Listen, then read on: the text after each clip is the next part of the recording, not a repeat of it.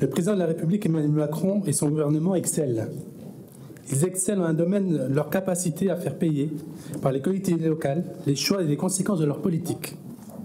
Nous l'avons observé pendant la crise du Covid, où le gouvernement s'avérait incapable de répondre à l'urgence sanitaire et sociale sans la mobilisation des communes. Nous l'avons critiqué à propos de la réduction de l'APL supportée par les offices HLM pour plus d'1,5 milliard d'euros. Cette prime dite de pouvoir d'achat exceptionnel, objet de la présente délibération, n'échappe pas à cette fâcheuse habitude. Le gouvernement se gargarise de cette annonce et allez à Jacques Taès. Les communes se débrouilleront comme elles peuvent pour le financer. À croire que les communes disposent d'argent magique. Pourtant, comme le rappelle régulièrement notre collègue Philippe Lamarche, la dotation globale de fonctionnement, DGF, est gelée depuis 5 ans, après avoir été refroidie de 10,5 milliards d'euros entre 2014 et 2017. C'est le principe de la libre administration des collectivités locales qui est régulièrement remis en cause pour ces baisses constantes du budget et la perte de leviers fiscaux dans les communes. Pour leur part, les agents de la fonction publique locale n'ont cessé de perdre du pouvoir d'achat, avec le gel du point d'indice de la fonction publique entre 2011 et 2021, et les revalorisations de 2022 et 2023 de 3,5 et de 1,5% ne compensent même pas la seule inflation de l'année 2022, qui était à 5,2%. Pendant ce temps-là, les prix de l'alimentation ont bondi de 21,3% en 2 ans.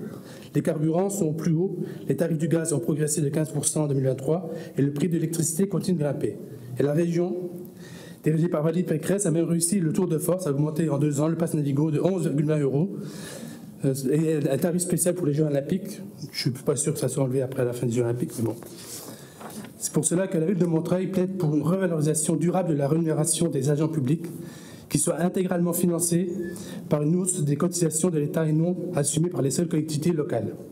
Dans ce contexte social et budgétaire particulier, la ville de Montreuil a souhaité se saisir des possibilités offertes par le présent décret du 31 octobre 2023 pour proposer une prime exceptionnelle du pouvoir d'achat à ses agents. Cette mesure a fait l'objet de discussions avec les organisations syndicales représentatives, soutenant cette proposition à l'unanimité, tandis que le comité social territorial de la ville a également entériné à l'unanimité cette proposition. Conformément au décret, cette mesure ne pourra concerner que les agents disposant d'un revenu annuel brut inférieur à 39 000 € par an, soit 2 500 agents pour la ville de Montreuil, déjà en poste avant le 1er janvier 2023 et rémunérés au 30 juin 2023.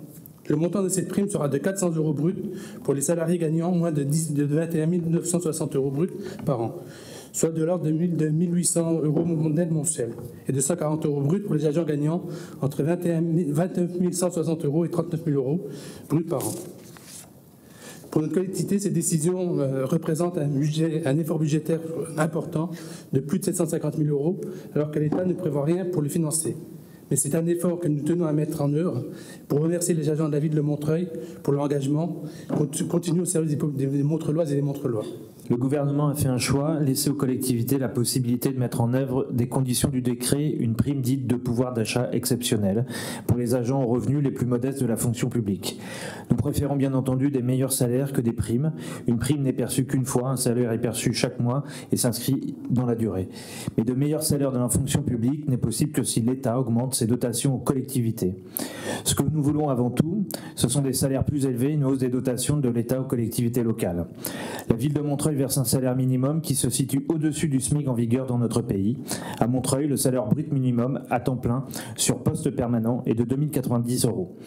Aujourd'hui, Montreuil a fait le choix courageux de verser à tous les agents pour lesquels le décret de l'État l'autorise une prime de 400 € bruts pour les 3 premières tranches qui obtiennent des salaires de moins que 29 000 € bruts annuels et de 140 € bruts pour les salaires de 29 à 39 000 € annuel. Aucune prime n'est versée aux salaires supérieurs à 39 000 €, ce qui est de toute façon pas autorisé par le décret.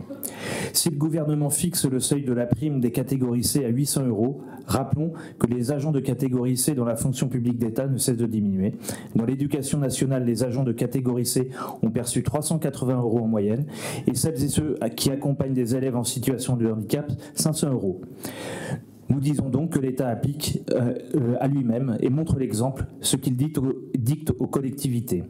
Avec ces sommes versées aux agents de la ville de Montreuil, Marc s'engage contre l'inflation et pour la solidarité. choix assumé malgré les restrictions budgétaires et le resserrement des investissements auxquels la ville fait face. Ces choix politiques de la mairie de Montreuil sont portés et illustrés dans le rapport social unique qui vous sera présenté ultérieurement. En août 2019, la loi de transformation de la fonction publique actait la diminution des sessions des concours et empêchait de ce fait les recrutements des titulaires. Malgré cela, la municipalité a affirmé sa volonté de maintien dans l'emploi des agents contractuels pour ne pas laisser de postes vacants et d'accompagner jusqu'au concours les agents recrutés. Dans ce contexte économique contraint imposé aux collectivités et aux agents territoriaux, le groupe Montreuil Rassemblée soutient cette délibération qui permettra, j'en suis sûr, à chaque citoyen de contribuer selon ses moyens et de recevoir ce qui lui est nécessaire pour vivre plus dignement. Avant de passer au vote, je veux faire pour ma part 3 remarques. La première remarque, dire aux gens qui nous écoutent que, du fait d'ailleurs de décisions qui ont été prises par ma prédécesseur, nous avons à Montreuil des seuils de rémunération qui conduisent au fait qu'il n'y ait pas un seul agent du service public à temps plein qui soit payé à moins de 1603 euros par mois. Ce qui fait de nous une collectivité atypique du point de vue de la rémunération de ces agents de catégorie C. En effet, le bas de l'échelle salariale commence au-delà, bien au-delà du SMIC par les décisions antérieures et les décisions que nous avons confirmées. La deuxième chose que je voulais indiquer, c'est dire que ce cadre de rémunération des catégories C voit s'ajouter un certain nombre d'avantages, à la fois réglementaires, mais aussi choisis par la municipalité, et je pense notamment au soutien que nous avons confirmé au processus de mutuelle.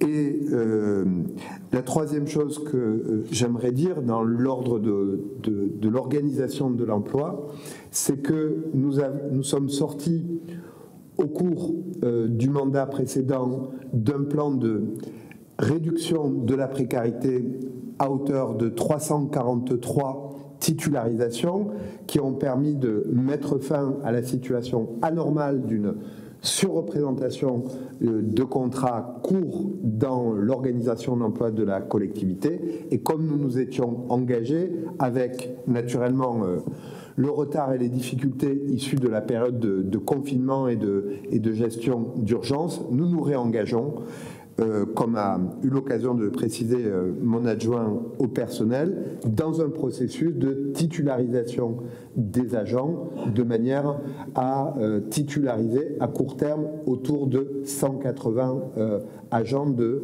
catégorie C en grande partie, et notamment les agents qui travaillent, et les agentes notamment, qui travaillent dans nos écoles et dont un certain nombre nous ont rejoints récemment à la faveur des recrutements nouveaux d'ATSEM. Dernier mot, et m'adressant là plus particulièrement à ces agents dont je sais qu'un certain nombre nous regardent, dire que la municipalité a conscience que ces différents actes sont des actes qui doivent être mis en rapport avec la réalité du coût de la vie, et notamment du logement, de l'alimentation, des coûts de santé qui ont explosé sous la dernière période, et du fait que, ça a été rappelé par un certain nombre de conseillers municipaux, il y a eu historiquement, au cours des 20 années qui viennent de s'écouler, une paupérisation de la fonction publique, d'État et territorial, qui conduit à ce que, notamment, le bas du tableau salarial n'ait pas été revalorisé depuis un certain nombre de temps, et c'est particulièrement vrai en Île-de-France, où les salaires du privé ont augmenté beaucoup plus vite que les salaires des fonctionnaires territoriaux ou d'État par ailleurs. Donc nous faisons ce choix dans l'équilibre de nos finances, mais en même temps, je veux dire aux agents que nous avons conscience des difficultés qui sont les leurs. Je mets aux voix la délibération numéro 2, qui est contre, qui s'abstient, unanimité. Je vous remercie. Je vous repasse la parole, Belaïd Bedreddine, pour le rapport social unique.